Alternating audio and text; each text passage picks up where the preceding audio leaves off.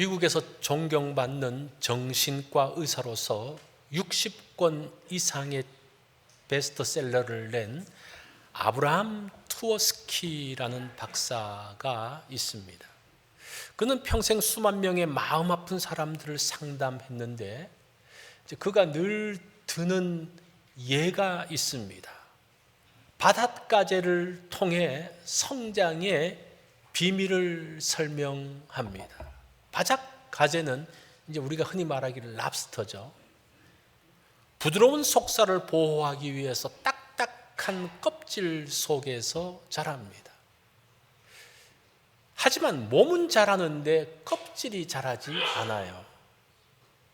그러면서 이 속이 자라면 몸은 점점 꽉 끼고 고통스러워집니다. 그러면 이 바닷가재가 선택을 해야 되죠. 안전한 고통스러운 껍질 속에 갇혀 있을 것인가, 아니면 위험하지만 껍질을 벗어버릴 것인가. 그래서 이 바닷가재는 바위 틈 사이로 가서 자신을 지켜주던 껍질을 벗겨버립니다. 자, 그렇게 되면 그 바닷가재의 속살만 드러난 먹기 좋은 이제 랍스터가 되는 거예요. 자, 그것을 놓치겠습니까? 천적들이 그때 공격을 해서 잡아 먹게 됩니다. 자, 그렇지만 이런 위험한 과정을 통과해야만 더 크고 새로운 껍질을 갖게 됩니다. 그러면서 큰 가재로 자라게 됩니다. 우리도 마찬가지죠.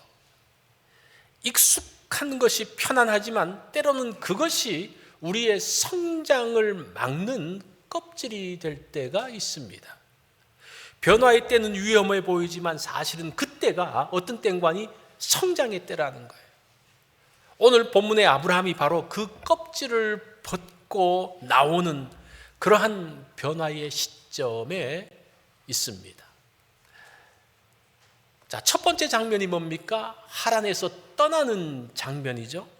하나님께서 아브라함에게 떠나라고 말씀하십니다. 1절에 보니까 너는 너의 고향과 친척과 아버지의 집을 떠나 내가 내게 보여줄 땅으로 가라고 하십니다. 아브라함이 떠날 곳은 세 가지예요. 고향과 친척과 아버지 집입니다. 이 고향이라는 것은 말이 통하고 문화가 익숙한 땅입니다. 편안한 땅이죠. 이 친척이라는 말은 나를 보호해주는 인맥이자 울타리입니다. 나의 이익을 보호해줄 수 있는 사람이 누군가니 친척들이에요. 아버지 집이라는 것은 무엇인가니 경제적인 상속을 받을 수 있는 정말 실제적인 도움이 되는 거죠. 그리고 그 법적인 지위, 가문의 지위, 가문의 혜택을 얻을 수 있는 게 아버지 집입니다. 그래서 하나님께서 아브라함에게 고향과 친척과 아버지 집을 떠나라는 것은 이거는 엄청난 거예요. 엄청난 위험 가운데 들어가는 겁니다. 마치 가재가 그 모든 껍질을 벗고 속살만 남아있는 그러한 상황이 되어집니다. 왜 하나님께서 떠나라 그러셨을까? 사실은 그가 살던 곳, 올 때 갈대아 우르에서 하란으로 갔는데 갈대아 우르나 하란은 달의 신을 섬기는 곳입니다. 이 달의 신의 이름이 신이에요. 이 같은 내용이죠. 그 데라의 이름, 또 밀가의 이름, 또 사레의 이름, 그 모든 이름 가운데서 달의 신과 연결되어진 이름들이 있습니다. 그건 벌써 무엇을 이야기합니까? 그들이 굉장히 깊이 우상의 문화 가운데 영향력 아래에 있다는 것을 보여주고 있습니다. 유대교의 미드라시라는 책이 있습니다. 그 책에 보면 아브라함의 아버지 데라는 우상을 만들어서 판매하는 사람이라고 합니다. 그 책에 이런 내용이 나옵니다. 하루는 데라가 가게를 비운 사이에 그 어린 아브라함이 우상들을 다 깨버려요.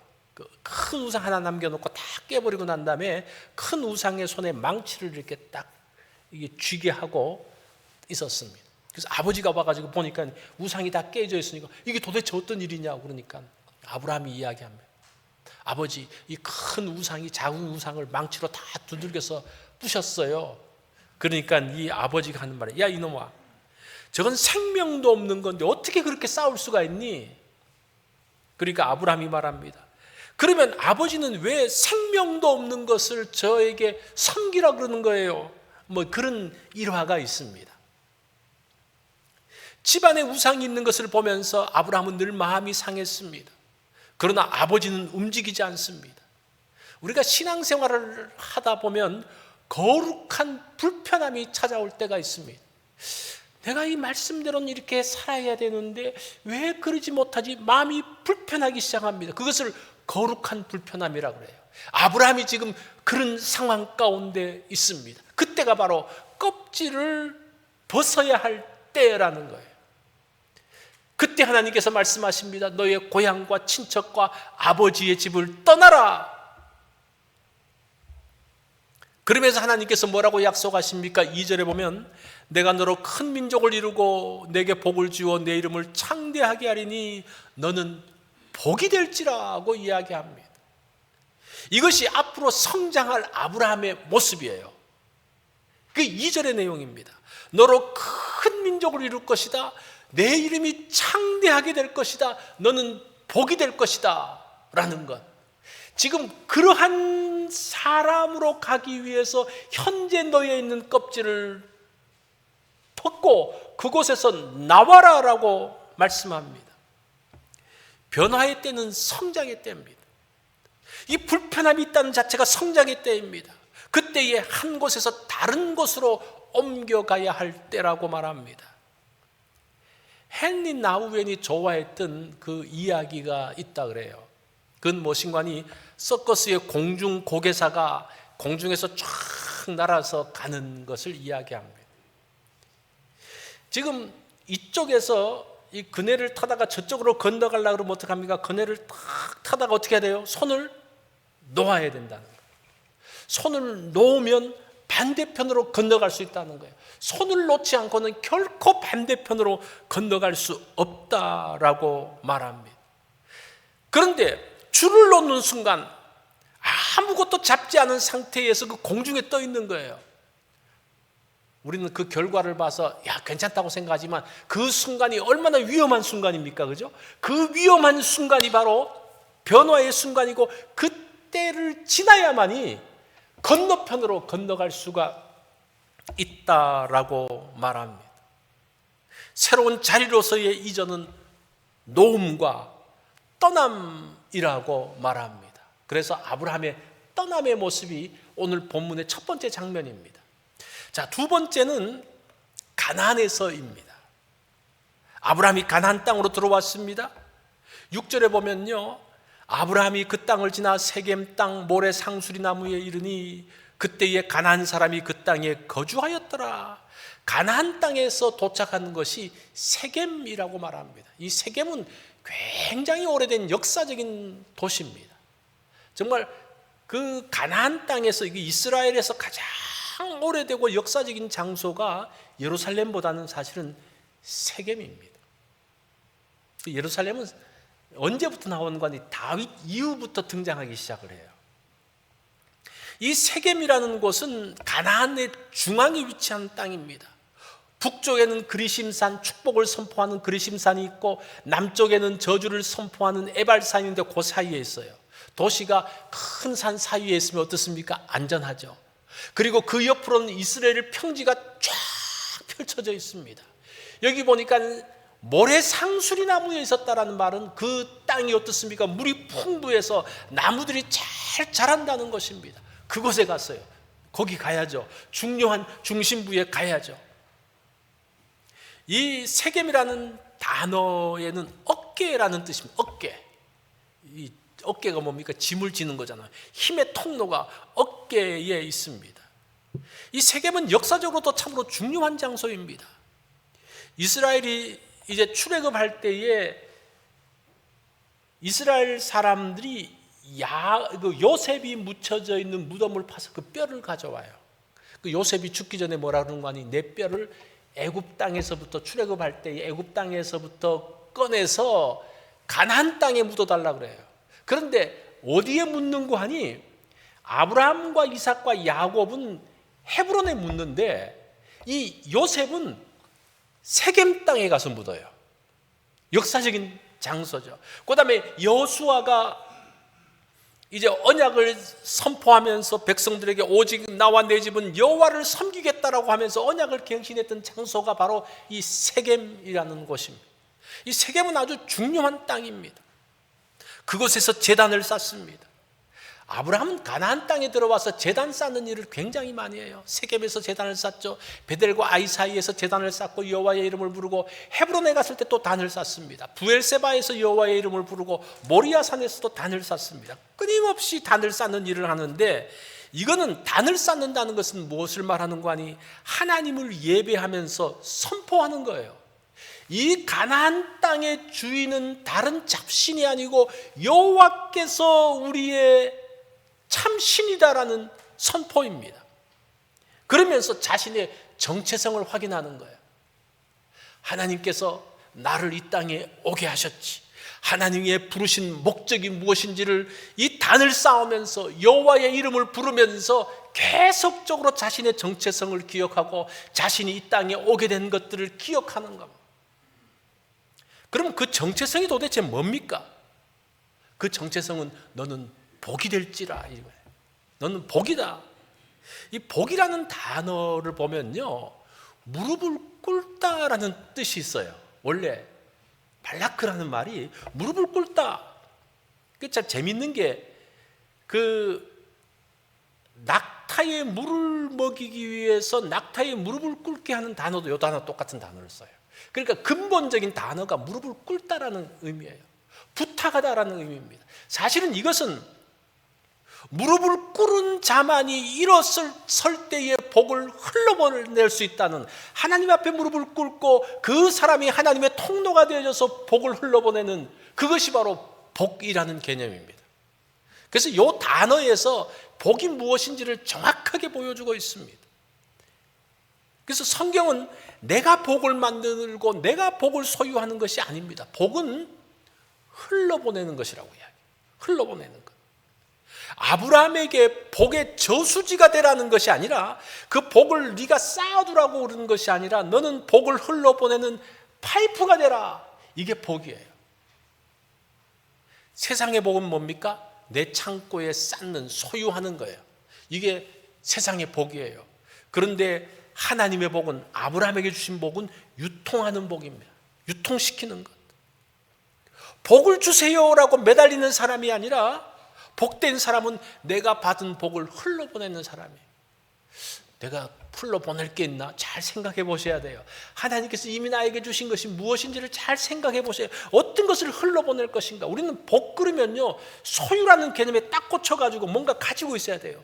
돈이 있어야 되고, 집이 있어야 되고, 뭐 차가 있어야 되고, 하여튼 뭔가 소유가 있어야 돼요.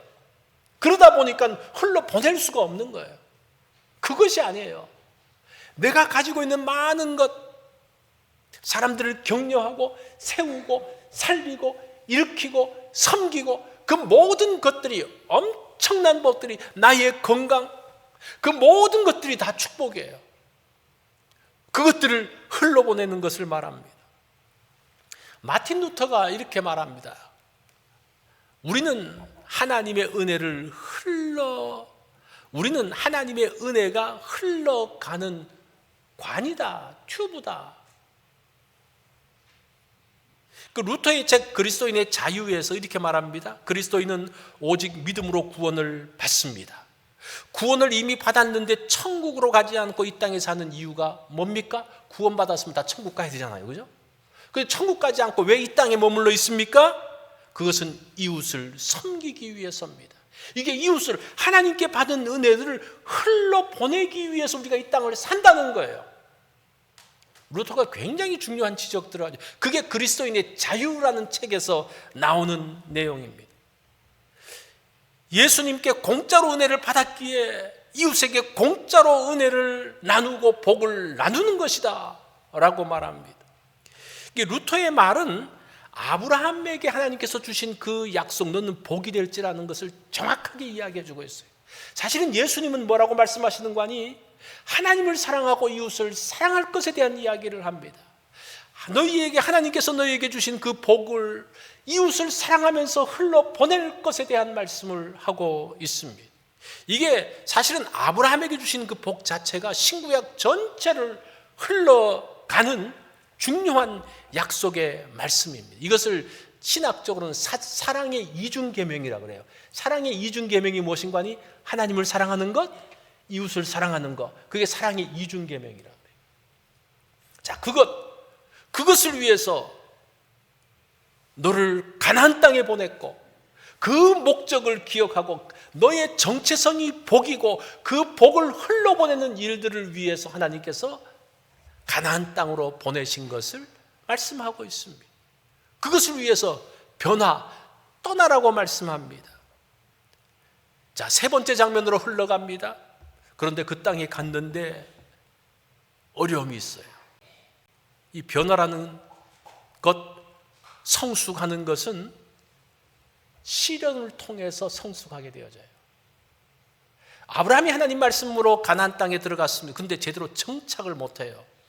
세겜 땅에 들어갔는데 거기 보니까 그때의 6절 그 후반절에 보면 그때의 가나안 사람들이 그 땅에 거주하였더라고 이야기합니다. 거기서 내가 뭔가를 좀 정착하면서 살려고 그랬는데 다 사람들이 자리 잡고 있어가지고 거기 있지를 못해요. 그래서 밀려납니다. 밀려나서 남쪽으로 오면서 8절에 보니까 서쪽은 베델이고 동쪽은 아이라 이렇게 이야기해요. 그러니까 베델과 아이성 사이에 있어요. 지금 원래 살라 그러면 그 성 안에 들어가 살아야 되거든요. 성 안에 들지 않으면 짐승이라든지 주변에 있는 그 많은 그 도적대라든지 그 위험 가운데 처합니다. 아이성에서 살든지 베델성에서 살아야 되는데 그 성에 살지를 못하는 거예요. 그래서 어디에 살았다고 말합니까? 그 중간 사이에 벌판에서 그냥 텐트를 치고 살았다라고 얼마나 위험합니까? 정착을 못해요. 그러면서 9절에 뭐라고 말합니까? 점점 남방으로 옮겨가더라. 남쪽으로 네겝으로 밀려가기 시작합니다. 그리고 10절에 보면요, 그 땅에 기근이 있어서 그 땅에 가뭄이 오면서 먹을 게 없는 거예요. 그래서 그 사람들이 애굽으로 가려고 합니다. 애굽으로 갔다가 어떻게 됩니까? 아내를 빼앗기잖아요. 자, 보세요. 하나님께서 말씀하셔서 내가 너에게 말하는 땅으로 가라. 그랬으면 그 땅에 하나님께서 모든 것들을 다 준비해 놓고 거기에 하나님께서 아파트를 준비해 놓으시고 거기에 좋은 저택을 만들어 놓아서 거기서 딱 쉬면서 또 거기에 그 초장이 있어가지고 목장이 있어서 거기서 양들도 많고 풀게 하면서 이제 잘 살 날만 생각하면서 기다렸는데 그게 없는 거예요. 아무것도 정착할 수가 없는 거예요. 여러분, 우리가 오해하는 게 하나님께서 나에게 약속을 주셨어요. 이건 진짜다. 정말 내가 믿음으로 반응해야지.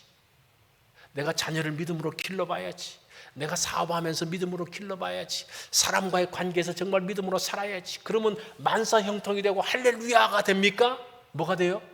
그때부터 일이 꼬이기 시작하는 거예요. 더 어려워지기 시작하는 거예요. 더 힘들기 시작하는 거예요. 도대체 이 문제가 뭐냐? 지금 아브라함의 상황이 딱 그 문제예요. 성숙과 성장은 시련을 통해서 만들어집니다. 믿음의 시련 가운데서 믿음의 근육이 만들어집니다. 여러분, 근육을 만드는 원리 아세요? 우리가 이렇게 알통을 만들잖아요. 이게 근육이 편안할 때 성장하지 않습니다.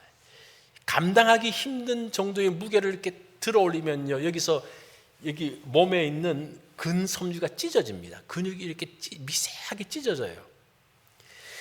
찢어지는데 그 찢어지는 게 뭔가 뻐근하고 알배기고 이런 게 다 찢어지는 거예요.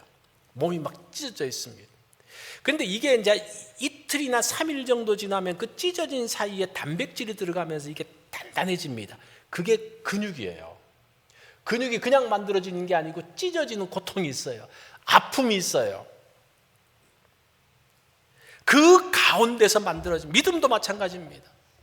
온실 속 화초가 아니라 비바람을 건디는 거목으로 만들어지기 위함이에요. 거목으로 만들어지기 위해서 계속 나무가 흔들리는 거예요.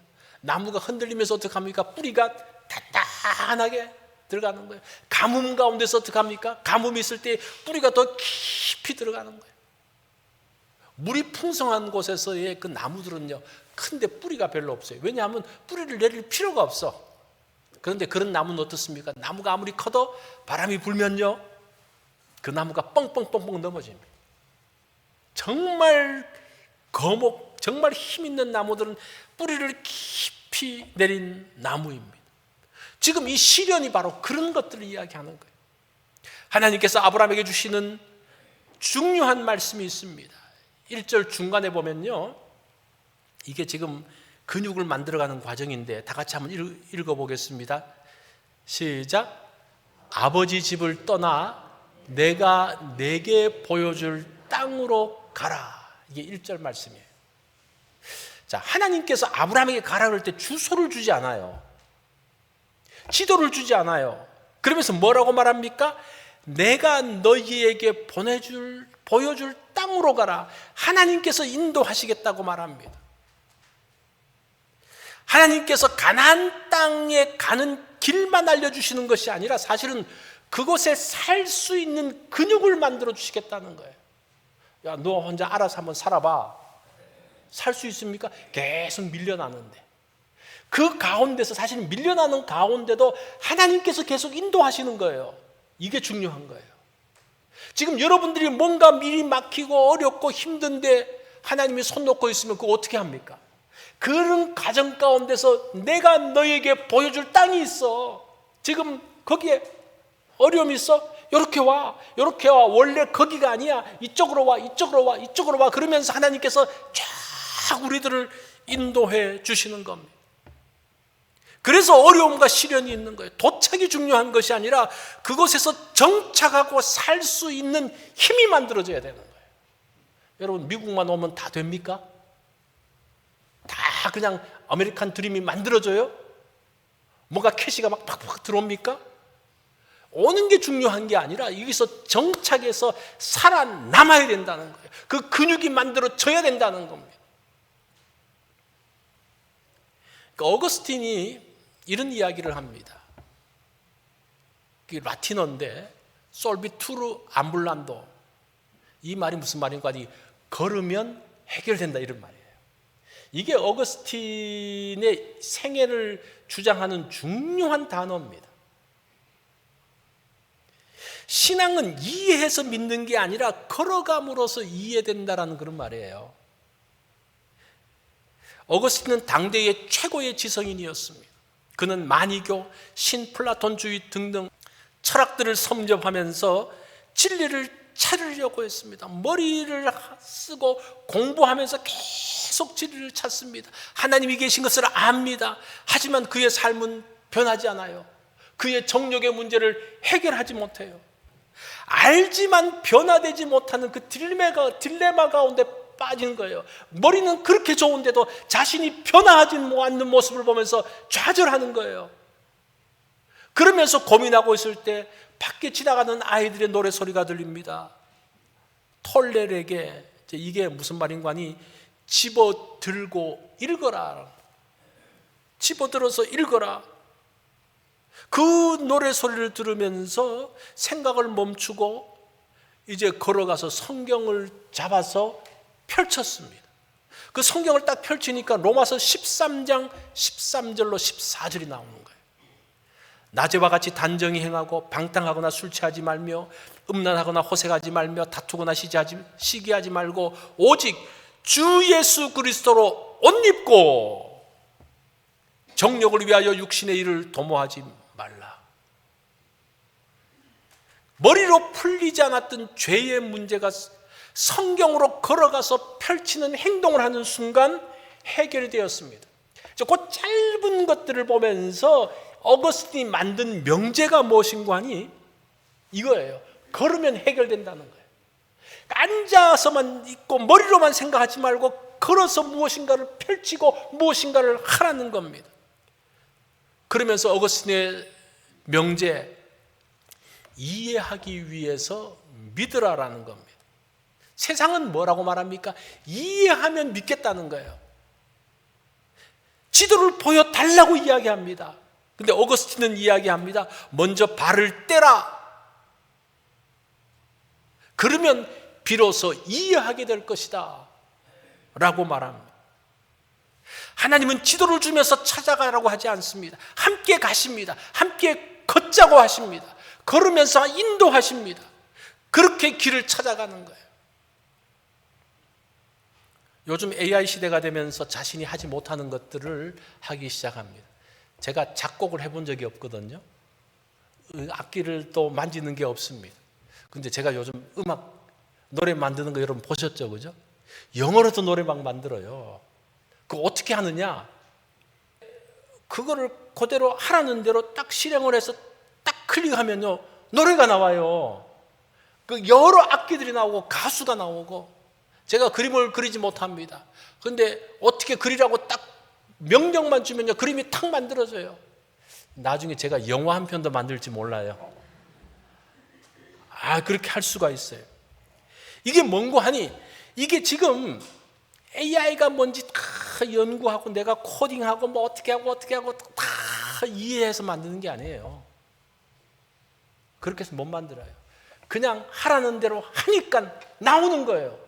믿고 들어가니까 나오는 거예요. 새로운 시대는 그렇게 만들어져요. 여러분, 절대 새로운 시대에 대해서 뭔가를 내가 다 알고 여러분 지금 운전하시잖아요. 여러분 메커니즘을 다 알아서 운전합니까? 몰라요. 그냥 시동만 걸고 엑셀레이터를 밟으니까 차가 붕 가는 거예요. 우리가 사실은 다 그렇게 살고 있어요. 그렇게 사는데 꼭 예수 믿으라 그러면 자기가 다 이해시키라고 하는데 이게 사실은 모순이에요. 자기네들은 굉장히 논리적이라고 말하는데 사실은 자기들의 삶과는 반대를 이야기하고 있어요. 그러니까 믿지 못하는 거예요. 신앙이 똑같아요. 하나님의 섭리를 다 이해할 수 없습니다. 그런데 하나님의 말씀대로 한 발을 내디디면 하나님께서 내 인생을 잡고 가십니다. 그림을 그려주십니다. 내가 내게 보여줄 땅으로 가라. 지도를 보여주는 게 아니라 내비게이션을 키시는 거예요. 요즘 여러분 지도 갖고 찾아갑니까? 내비게이션 갖고 찾아갑니까? 내비게이션 갖고 찾아가잖아요. 그런데 사람들이 꼭 지도를 보여달라고. 시대가 바뀌었어요. 시대가 바뀐 게 아니라 원래부터 사실은 지도 찾아가는 것보다는요, 내비게이션으로 가는 게 훨씬 편해요. 제가 오래전 한 20년 전에 여행할 때는 그 AAA 가가지고 지도를 받아오잖아요. 여러분 다 해보셨잖아요. 그러면 도착을 해가지고 호텔에 들어가서 밤에 자기 전에 그 다음날 갈 경로를 다 지도를 통해서 한 30분 정도 걸려요. 그거 다음 거 가지면서 여기서 어떻게 해야 되고 여기서 주의사항 빨간표 치고 이렇게 하고, 그렇게 가다도 길을 막 못 치고 그래요. 근데 요즘은 그럴 필요가 없어요. 그냥 잠 푹 자고 주소만 탁 찍고 가면요, 이렇게 가라 이렇게 가고 저렇게 가라고 저렇게 가고. 지금 그런 시대. 이게 지금 하나님께서 아브라함에게 하신 그 말씀이에요. 그게 가장 완벽한 거라는 거죠. 저는 이거 보면서 참 놀랐어요. 이야, 이 하나님께서 지금 내비게이션을 키셨네. 이게 아브라함의 스토리입니다. 오늘의 미국을 만든 청교도들을 보십시오. 그들은 안락한 고향을 떠나서 지도도 없는 신도륙으로 왔습니다. 돈 때문이 아니죠. 바른 예배를 하기 위함이었습니다. 그런데 그런 거룩한 떠남으로 인해서 새로운 역사가 만들어지고 미국이라는 나라가 만들어졌어요. 이 보세요. 이 떠난다는 것 자체가 얼마나 놀라운 일들이 벌어지고 있는지 몰라요. 변화의 시기입니다. 두려워하지 말고 껍질을 깨십시오. 지도가 없어도 괜찮습니다. 길을 만드신 하나님께서 여러분들과 함께 하십니다. 하나님이 내비게이션이 되어져서 인도하십니다.